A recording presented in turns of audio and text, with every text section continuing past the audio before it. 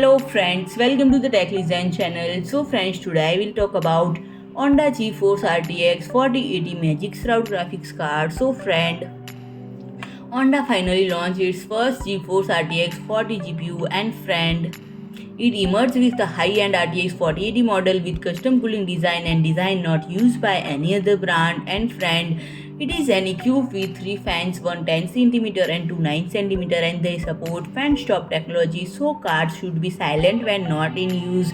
And furthermore, it is equipped with 6 heat pipes and has an anodized metal backplate. And friend, for specification, it is equipped with an AD103 GPU and 9728 CUDA processor, and while the GPU boost clock goes up to 2505 MHz, and this model is equipped with 16GB GDDR6X video memory, and it uses 256-bit memory interface. And Onda RTX Magic Sword 16G support HDMI and 3 DisplayPort video outputs. And friend, if I talk about the pricing, it is available for MRP at $1,310. So friend, if you like my video, please do like, share and comment, and don't forget to subscribe my channel and press the bell icon.